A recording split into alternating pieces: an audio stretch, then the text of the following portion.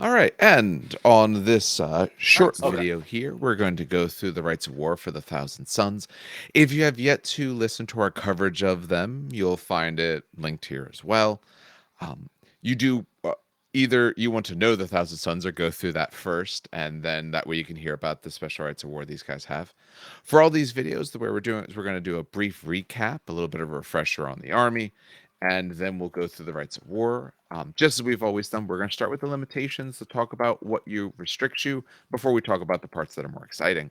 For a brief recap on these, so for the Thousand Sons, the big key is that all of their units that essentially are infantry or cavalry that aren't artillery or artillery base, they can be psychers.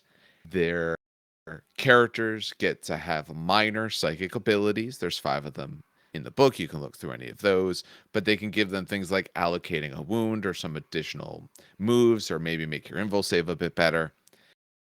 Their reaction lets them take a psychic test. You make it, you get a 3-up invul.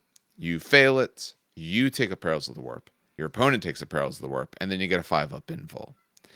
They had a lot of units, a large variety of them, which some of them will come into play here. A few special characters, but the big thing with these guys is things are either psychic, can become psychic, either have minor powers, or can get full powers. The same thing as their independent characters, can get full psychic powers for 15 points if they want. So we are going to start with the first of the Rites of War, the Akaying configuration. And Steve has wrestled that away from Dan. So take it away. It required much violence.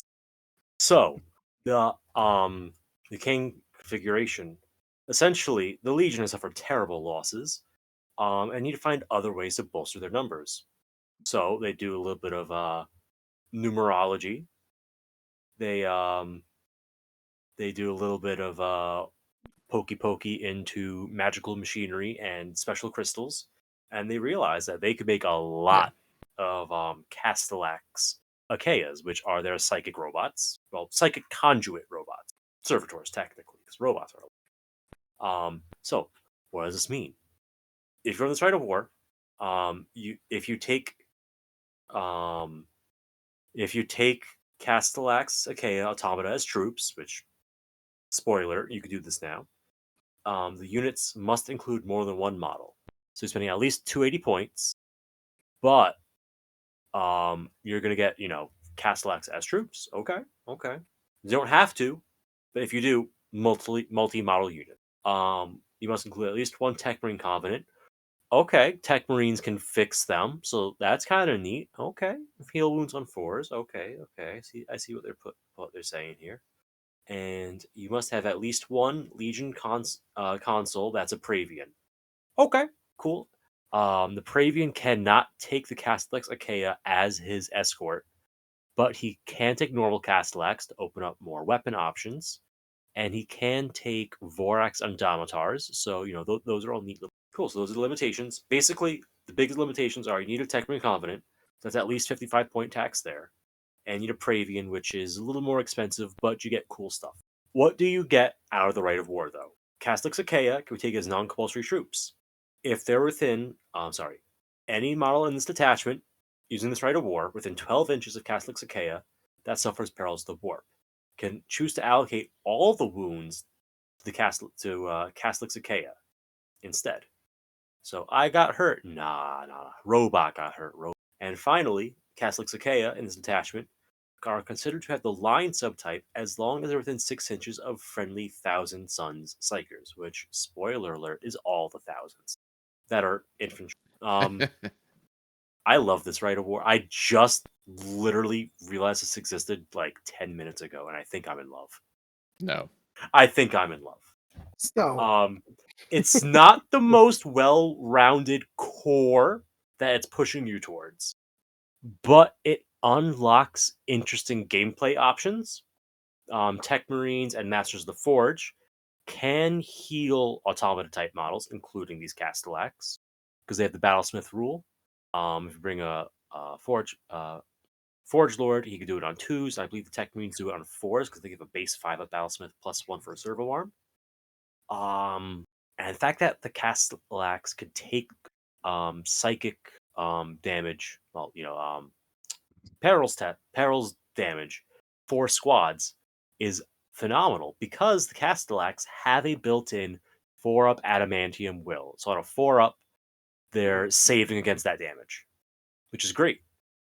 So you could take units that don't get to survive their psychic mishaps and say, well, actually, they do, and the robot's going to get hurt instead. But he's going to negate half that damage because he, has a coin flip on each of the points he takes. And then the Tech Marine is going to heal him if he lives long enough. This actually opens up a unit that in our other video, we were kind of looking at it and like, this is terrible because it's going to kill itself every Amatar game. Occult And that is that Intercession weird Cabal. legend. What's it called? Legends unit, the Assassin Squad. Yeah, those guys way, way, way down in there. They're still not a great unit, but it opens them up more to gameplay. I'm not saying it makes them good, but if you really wanted to use those guys, this is a decent way to do it. But you're risking the chance of writing your entire army list around a unit that's not great. But toughness 6, 4 wound automata as troops with scoring under the right conditions. I'm very much with. Dan, you like the robots. What are your thoughts on that? So I was gonna say I actually like this a little bit more than the cybernetic. I'm just gonna call it a rite of war. It's not, but whatever. The cybernetic rite of war for Mechanicum, for two different reasons. One, I like the fact that essentially you can absorb wounds from the perils of the warp. That's amazing. And the 4-up, like I said, we kind of learned in the last podcast that adamantium will can be taken against the perils of the warp. So it's got a 4-up and invulnerable against perils of the warp. So, oh no, I take D3 wounds, but you're saving 50% of them, which is nice. I like the fact that they get line within 6 inches of a psychic subtype, which is pretty much your entire army. Except I think, you know what I should have checked? I wanted to see if the Warlord trait, if you took like the Warlord trait that made you not, does it make you not a Yeah, you Psyker just have anymore? no Like you powers. lose Psyker if you take that Warlord trait? No, you're still a Psyker subtype. You just don't get to use psychic You use powers Psychic or weapons. Oh, okay, weapons. yeah. So yeah, no, perfect. Oh, yeah. So yeah, no, this is no, this is great. And the second reason I love this is, like I said, the 6 inches between the line. Legions have more, not combinations, have more variety in the units that they can take, more so than Mechanicum. And one of the big selling points of taking a Cybernetic Magos is, oh my god, now I have T6 line troops that are tough to shift off an objective unless you put crack grenades on them. Oh, for those who don't know, by the way, just be careful with tactical blobs putting crack grenades on your robots. Oh yes. Yes. Very Yeah, effective. crack grenades make them sad, so shoot them before they get to you. Yes. But you have variety now. You have extra things that, Mechanicum can't take. You're missing fast troops, take a Storm Eagle. You're missing, or fast attack or plane, take Storm Eagles. You're missing some, what are they called? Artillery, take Scorpiuses. You're missing some long range fire support, take las cannons. Like, you still get the line Castellax, Archaea, but you now have the variety of the legions to back you up. So I like this a lot. I didn't even know this rite of war existed. But yeah, no. Plus, it's not as expensive, like money-wise, as you think, because the Achaeas are almost double what normal Castellax are cost. Although I think, fun fact, I think they get sold in 1 packs, not 2 packs. They are Yes, one. Well, let me just see the cost difference real quick. So they're what? Probably $79, $70. Yeah. 79. All right, so let me just really, because it is curious. The troops units are minimum 2 model. Oh, okay. So you're looking at 160-ish versus Castellax, which can be taken in 1. You don't need to double them up. Oh, they're the same price, 79. I mean, technically, you don't have to be troops to be lined with this. Just have to be a Castellax. Exactly, but you're taking less. You're taking, and you're not taking this if you're not running them. So you're taking this because you want to be running Castellax. So you're going to want them in the troop spot slot or something like that. Exactly. All right.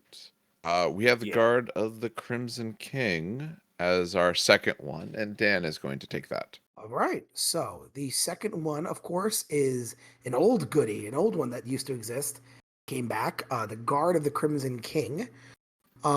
Essentially, the limitations are very short, but I kind of like the effects. So let's see the limitations here.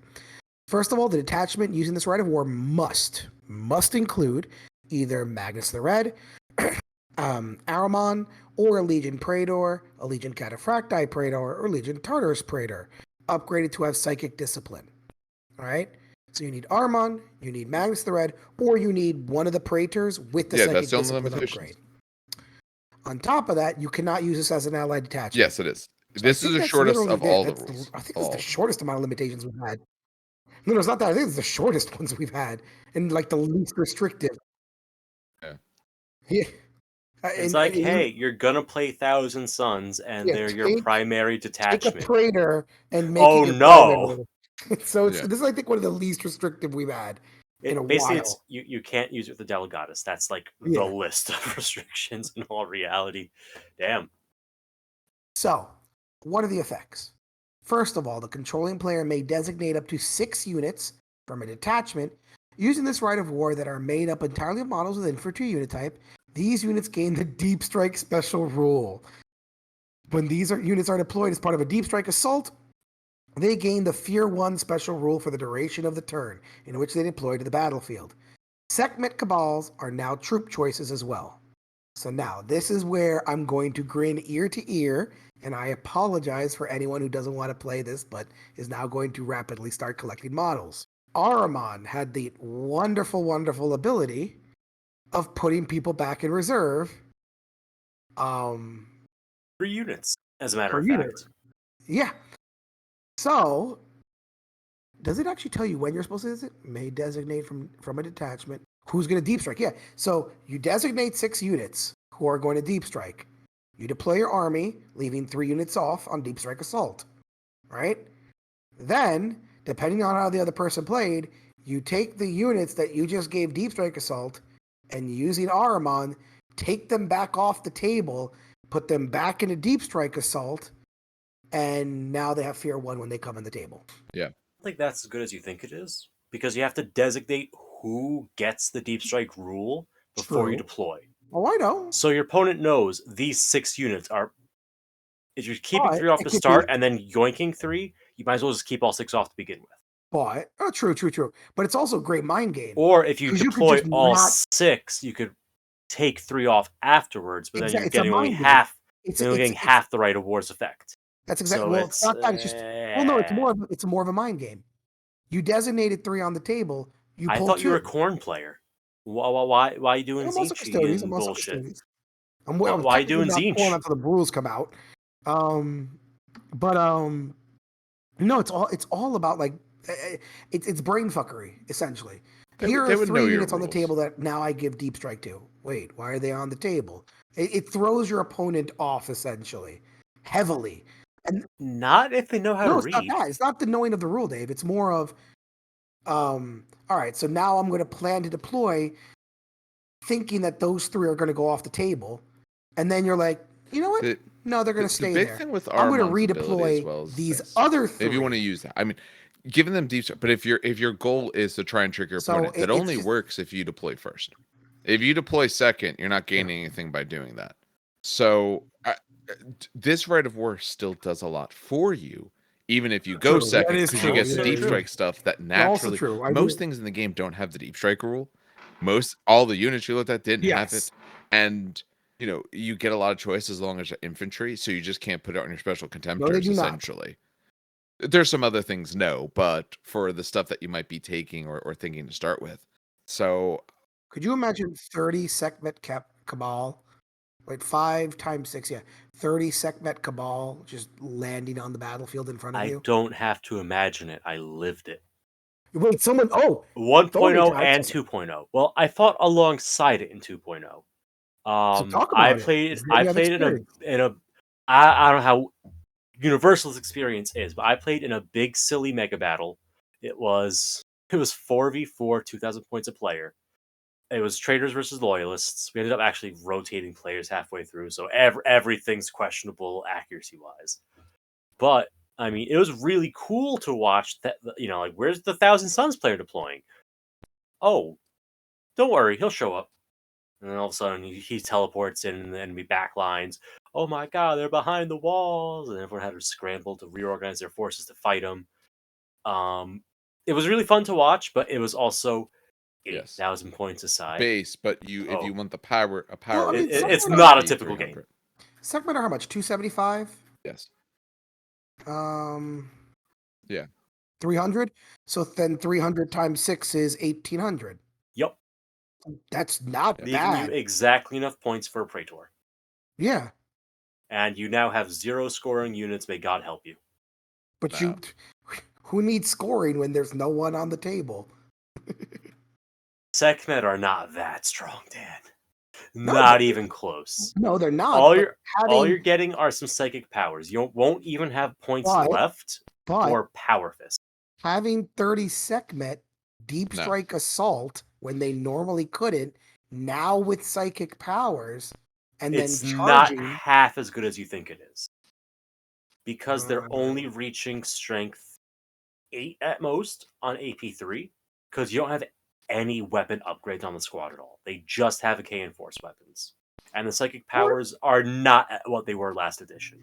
And they don't have the 3-up invulnerable save access, which is what made this There, list 6 insane of last them edition. is not. Well, first It's of all, it's really spamming cool, a but bunch it's of stuff. not and what it was. To me, that's just Okay. not Not fun. even close. Not even a shadow But of what it was. Even if you take a bunch of those, they have powers to be able to give them abilities to give themselves extra move and stuff like that. I'm not so worried about their positioning. There's other units that I think benefit from this in cool ways. I'm not saying you wouldn't do that with any of them, but I'm a little bit less concerned with them as opposed to other things I could get. What do you mean? When does it happen? You roll for it. When does deep strike happen? It's a start. Turn 2, Yeah. well, turn okay, 3, so when does the turn phase 4. happen? Does it happen at It's the the start of start control of the movement phase. And if everything's in reserves deep Damn. striking, then you have 0 units Nope. on The the reason table I'm asking turn is because 1 of the and you Kenitai. lose. No, it's not that. I'm Okay. asking about the Kenitai because I thought that maybe they could blow their Nope. power and then Sometimes deep it's strike almost in. like they figured out the Yep. bad Nope. stuff that people Damn. would do and make sure you Something could. like that's a pretty cool. Nope. Let's not give them too much credit. There's Hold on. problem. Let's- There's a problem Turbo with your laser book. being That's a separate AP3 issue that I just entirely. figured out today. Well, that's because you're a mech player and you deserve it. Yeah, apparently, yeah. Stupid though. Yeah, I was gonna say let's not give them too much credit on figuring out rules. But still a good. It's still a good right of war. If you take it, you're not harming yourself. All If you don't take it, you're not. right. Not Well, harming I yourself. think It's that closes us out great for normal these right of 2 war. rights of war then.